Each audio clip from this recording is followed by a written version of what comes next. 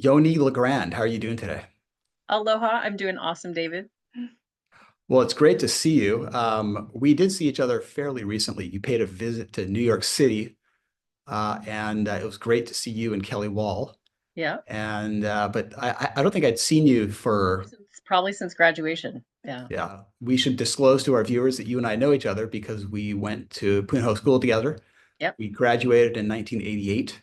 I've wondered over the years about you and many other of my classmates, like where were they from? What were their families like? Because we didn't really ask these questions when we were teenagers. We kind of Right. focused on other things.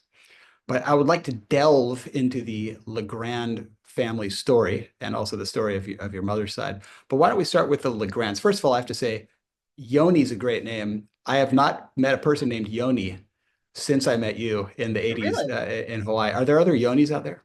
I'm actually surprised in New York that you haven't. It's actually it's a total hippie name. So because we were raised in the 70s, I was stuck with hippie parents, and my full is You were it's blessed with hippie parents. blessed with hippie parents. I mean, it was Hawaii in the 70s after all, 60s and 70s. And Yoni Star is my full name. My sister's Maya Lani. So, my parents got married, in Pupukea Mountaintop. Well, I definitely want to get to the hippie part of your story because there's nothing more interesting than hippies in Hawaii in the 70s. I mean, Definitely. Yeah, what's kookier than that? But exactly. let's go really far back Okay. into the mists of time with the starting with the LeGrande family. So who are they, and then how do they get to Hawaii? Okay. Yeah. So the Legrands, my grandparents, my grandfather, Legrand, was born in Illinois. My grandmother was born actually in Hermosa Beach, California.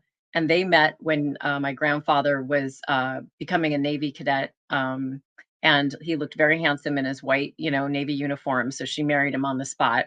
And they ended up crisscrossing across the country for almost their entire military career in a station wagon. They had three boys. My father was the middle child, and they never spent more than 2 years in one place. And so they crisscrossed across the country doing that. 1963, they came over on a boat and were stationed at Pearl Harbor. And my grandmother was like, "We're not leaving." So this is it. So that's where they ended up landing. And they lived in Foster Village, which is it's a little neighborhood right across from Radford High School, which is where my father actually graduated from. Um, and further down the line, actually, all of my parents graduated from Radford, which is kind of interesting. He was a career Navy man, and then he was a used car salesman. My grandfather, after he retired. My grandmother was amazing. She was actually, after staying at home her whole life, she was a real estate broker as well. My father, as I mentioned, graduated from Radford High School, was a total hippie surfer kid. He used to work in the pineapple fields at night, picking pineapples, and then so that they could surf all day. So yeah, Wait, hold on. Was that an option picking pineapples at night? it was. You actually almost always pick pineapples at night. Actually, to this day, if you drive down Dole, past Dole, down to Haleiwa, at night, they pick pineapples at night almost exclusively. And they would scale the fence of the Foster Village Community Center pool and dive in after working all night and just leave it disgusting, full of pineapple juice and red dirt, and then go home, sleep for a few hours, and then go surf. Well, let's stay back in the midst of time a bit longer. Legrand sounds French. Is that sort of where people were from? Yes. So we don't go everything we've had a hard time getting back to the old country, so to speak. Everyone seems to kind of wind up California, Illinois, Iowa. Definitely some Scottish roots in there and LeGrand, but yeah, we haven't actually been able to trace it back very far to anywhere specific in Europe. Your mother also graduated from Radford? Yes. So my mother was also a military brat. They lived like a block away from my dad in Foster Village. She graduated from Radford as well. Her name was Deborah Nudd was their last name. And she and my dad got pregnant like right after high school. And so I was born obviously 1970, and my sister was born 2 years after that. We actually lived out on the North Shore, out in Wailua for many years.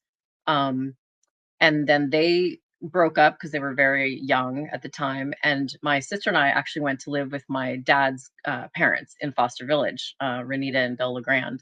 And so I was raised by my grandparents for about 7 years, which was a fantastic childhood. After three boys, they loved having two little girls, and we just had the best childhood ever. And then 1979, my dad actually found another Radford graduate who everyone probably knows, Linda LeGrande, who is also Auntie Linda in the attendance office and then the athletic office at Punahou. So she was also a Radford graduate. She had a son from a first marriage, Lee. They got married in 1979, and we all moved to Manoa, which is where my mom is still today. So yeah, most people probably don't know that Linda and Lee were my step family, but obviously raised uh, together from a very young age. So they're obviously family. If you describe both of your, your original parents as, hippies, what was there something in the personality of both that you think drew them to each other? Yeah, they were both young, cute surfers. They loved just sort of that natural lifestyle. I remember my mom making soy milk from scratch in our kitchen in Wailua. They just liked that lifestyle. Maybe it has to do with sort of a natural reaction to having strict military parents, and a natural reaction against that rebellion. But yeah, they were super happy in the beginning, and I think they were just really young, which is why it didn't work out. But we all have a relationship with each other now, and we're all worked out. Well, when you talk about the time you spent, essentially being raised by your grandparents, what do you think about? What are those happy memories? Where do you see yourself? What do they take you to do?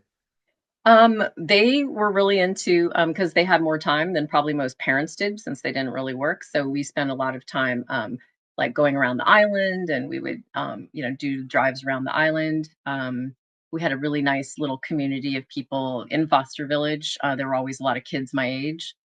So I had some really good childhood friends. Also with my dad, that was being a hippie. It was dawn patrol in the morning, out to North Shore to go surf. And that sort of thing. Lots of hiking, obviously, all over Oahu. Trips to the outer island. My dad had a little cabin up in Kula on Maui, and we've spent a lot of time there as well. What were your parents doing while you were, living with your grandparents? My dad is a carpenter. He's a Finnish carpenter, so he does a lot of restoration work and fine carpentry work on older homes in Manoa in particular. He's also worked on Ilani Palace and Shangri-La, doing restoration work for those older homes that require sort of a special techniques and that sort of thing. Um, Deb, my biological mom, moved off island and was a masseuse in California. So I didn't see a lot of her when I was growing up.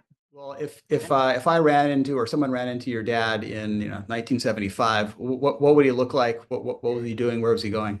He had a beard then, pretty big beard, and I have a great picture of him holding me. I think it looks like we're out on the west side, and he was shirtless, which he always was, like I think my entire childhood, and holding me, and has like this crazy Manson-esque beard, an old truck and a surfboard. So yeah, that was definitely my childhood. And my mom was very, pretty long brown hair, little dresses, very, very 60s, 70s.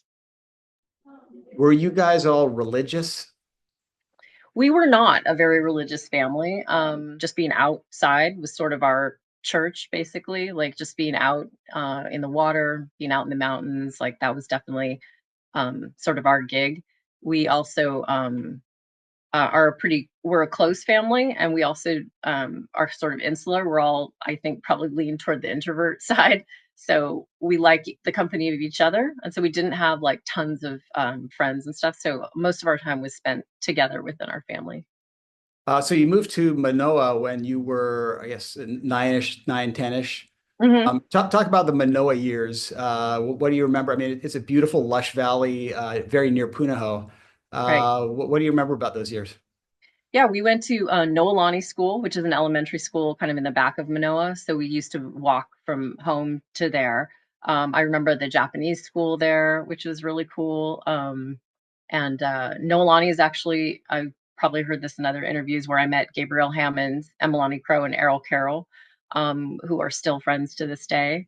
So that was probably the best takeaway, and they all lived in Manoa, so they were the sort of cohort that we spent time with. ASO soccer, of course, like every rite of passage, I think, for every kid growing up in Hawaii.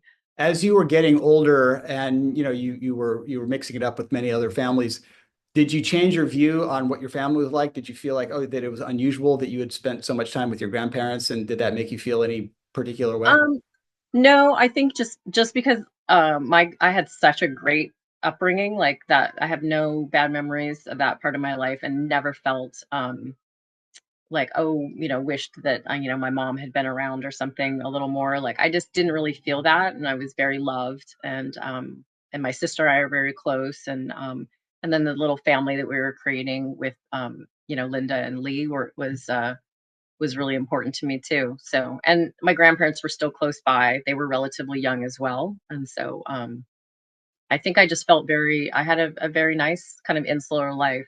So both of your parents had grown up in Hawaii. Yeah, all of them. Yeah, Yeah. all three.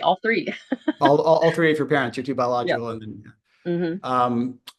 Was there ever any talk, whether you were a kid or as you kind of got towards graduation, about being a haole, like a haole family? How did you understand that in the context of Hawaii? Hmm. Yeah, I mean, I definitely felt, that being white in Hawaii, being a haole was just sort of like a state of being. It was sort of just as you were, and you had to be. I think it made you a little more respectful, of the other cultures around you. Um, and of course, being in Hawaii, you have friends from all over every culture. You had Filipino friends, and we had Japanese friends, and other haole friends, and that sort of thing. My dad did talk about when growing up, uh, going to high school in Hawaii and Kill Howley Day and stuff. And he and the other Howley kids would just run for the buses after class to try to avoid getting a beat down and stuff like that. And obviously, by the time I grew up, that really wasn't a thing, as far as I knew. But I also know that one of the reasons my parents wanted us to go to Punahou is to avoid any of that in public schools, as public high schools. Did you get a lot of sunburns as a kid? I was absolutely fried as a child and am paying the price now with my dermatologist every year. Every year something gets nipped off or burned off. And yeah, definitely. It's and sunscreen was not a thing in our day. So Yeah. yeah, every once in a while I think we would put like zinc on our noses, but that was about it. Yeah, I got excruciating sunburns. Yeah, I just got burned again and again and again, and that's Oh that's yeah, just how. yeah. And my mom would put aloe vera, like Aloe, we just go in the backyard, she'd the slice off the plant, aloe yeah. vera, yeah, Yeah, and forget the like aloe vera gel. It was just the plant that you peeled open and slathered. And yeah, we yeah. used to be a game to see who could peel the biggest piece of skin off my dad's back, because we just burned so much. How old were you when you entered Punahou? I started in seventh grade, so Bishop Hall. And obviously thought it was incredible, incredible place. Um, we had always walked through the campus and gone to Punahou carnivals and stuff like that. But going there was a real treat for sure. Some of my favorite teachers I loved. Fred Van Dyke was my English teacher. For those who maybe don't know, he's a pretty famous big wave surfer, and he was our English teacher. So Um, do you recall anything notable from those years? What? I am very, very shy and pretty reserved person. So usually it's just kind of head down, get through it all. Not the greatest like academic student in the world. I loved English, I loved history, not so great on math. Um, and I probably took every language there was to take. Pretty much taken like Latin, Japanese, French, Spanish. Just trying to get 2 years of it under my belt.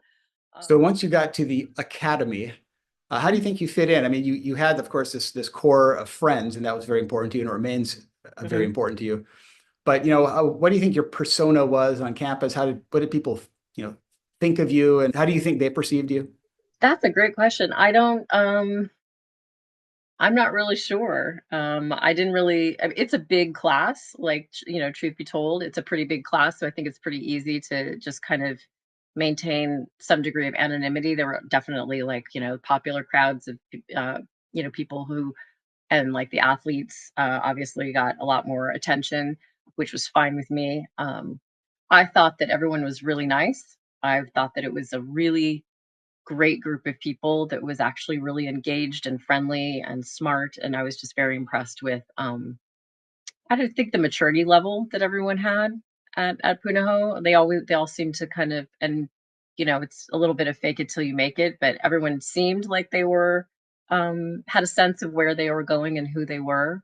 Um, and that was inspiring to me. Were there any kind of like high points as far as like intellectual moments or classes where you felt like you really gained an insight?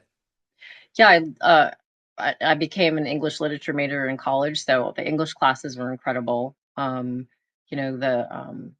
creative writing, but English literature, history, American and like European history, surprisingly, was one of my favorites. Choir, loved musical theater, did a little bit of that. I think I was always in the background, but it was still a lot of fun. Since I wasn't an athlete, that was sort of the thing that we did, and it was express our creativity that way. So really enjoyed that as well.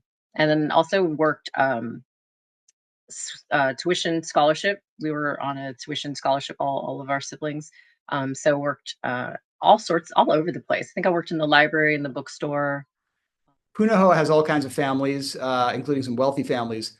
Did you ever kind of feel a the disparity? Like you felt, gee, there's some kids here who have a lot more money than my family does. Definitely. I think that was there. But our family was pretty solidly middle class, I would say. So I don't think that I ever really thought that, it was a bad thing necessarily. I actually never even went off island until I think I was 16. So that was the first time I had ever been off the island. And we went to California to visit relatives. Do you recall going to social events, parties, things like that? Outside of school, like what would you do? No, I think I would go to school dances, but I didn't really go to parties that much. We did hang out with a group called the Rats, and Greg Thielen's parties were probably the ones that I would go to.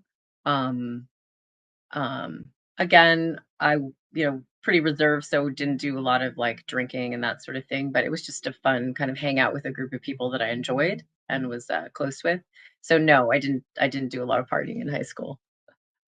Just a couple more questions and I'll let you go, Yoni. This is great. So when you were on your way to graduate in 1988, what was your frame of mind? What were you thinking about as far as the future? How did you feel about what your future looked like?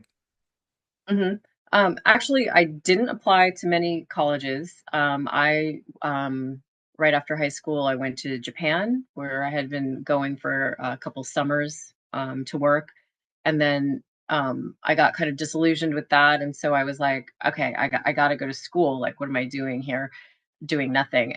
So I actually ended up going to Oregon State in the fall, just sort of sight unseen, and Nick Holden, Nico Borelli, Sam Bowman, I think John Yonimitsu were all there as well. So that was a great, easy landing pad. Like it was just fun to have some Punahou friends to also be with. I had no idea that they were going until I got there.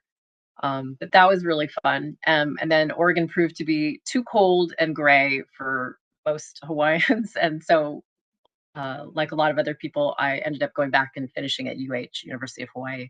But at the time of graduating, I think everyone was sort of ready to be off the rock a little bit, and my parents encouraged us to go away. Neither of my parents had gone to college, and so I think they were interested and encouraged us to do that. What were you doing in Japan? I modeled for a couple years. Nothing crazy, but just magazine work, shows, that sort of thing. The Why? funnest thing I did there was like I was like a race car girl, and I would hold the umbrella over race car drivers in pit stops. So Why? that's a whole other video.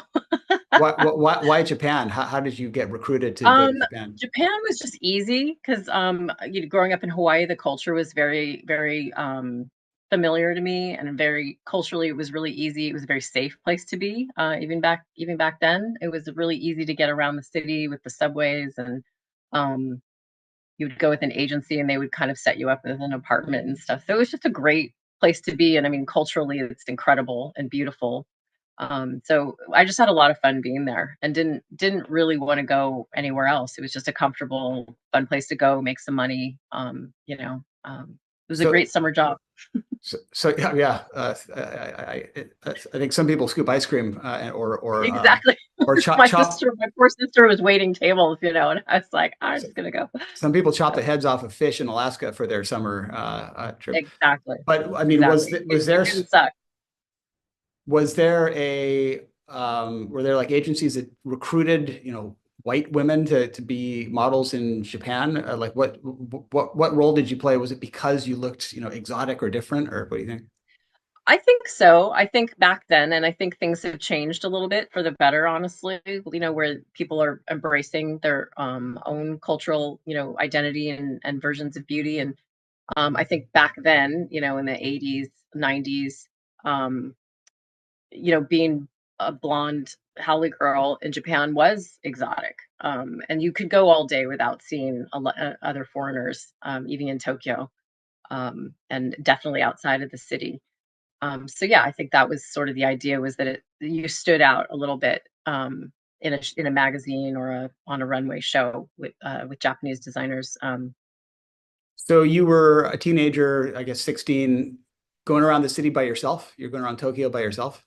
Yes, believe it. I think the first time I went, I was yeah 15 or 16, and I don't know what my parents were thinking. I probably wouldn't have sent my let my daughter go when she was 15 or 16, but it was through a local Hawaii agency called Kathy Muller, which a lot of people are probably familiar with. And she had been doing business with a couple agencies there for many years, and they were very reliable and trustworthy. And our people who kind of managed us were very conscious of taking care of us. But we also had a lot of time on our own. After working hours, we could do what we wanted, did what we wanted on the weekends, traveled, went to Tokyo Disneyland, went to hiking in the mountains and that sort of thing. But I never had a bad experience there. It was fantastic, and actually, probably thinking about it, did give me a level of confidence that I didn't have when I was younger, for sure. What is the funniest or most heartwarming or most notable thing, that anecdote that you can tell us from your time as a solo teenage blonde girl going around Japan? Probably the time I got lost in Japan, and I was completely lost, turned around, in a big city, and I think it was raining, and it was like dawn, and I was kind of crying to myself and trying to figure out how, this is before cell phones, before maps, on phones and everything.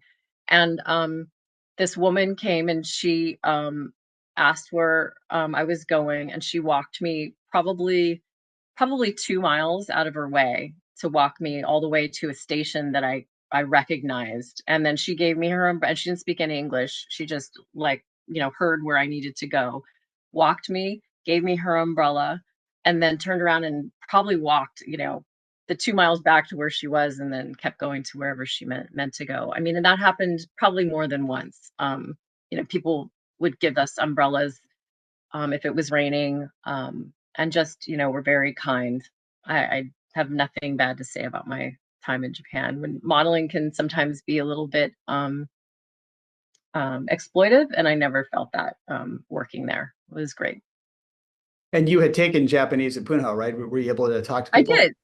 Yeah, no, that actually was really fun. I was never very fluent, but I could definitely, get around on the subway, and have small, like kind of, little conversations with people at work. So it was great. Whenever you tell someone on the mainland that you're from Hawaii, they always say, "What was that like?" So when people ask you that question, what do you say? I would say that it was, just a glorious way to grow up. I mean, it was free and very relaxed, I felt like. Um, you were never cold. I guess I had cousins, who lived in where we would get cold. Um, I think in typing class, we used to, I don't know if you guys did this in typing class, in Mr. Kusanoki's typing class, we had like a pen pal one year, and we had people writing us were like, do you live in grass shacks and stuff like that? And we're like, no.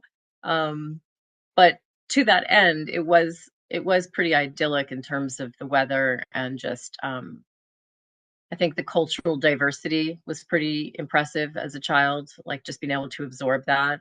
And I still to this day will get off a plane if I've been away from Oahu, and just the smell sort of Hawaii and the light hits you, and it always makes me feel like that you're home.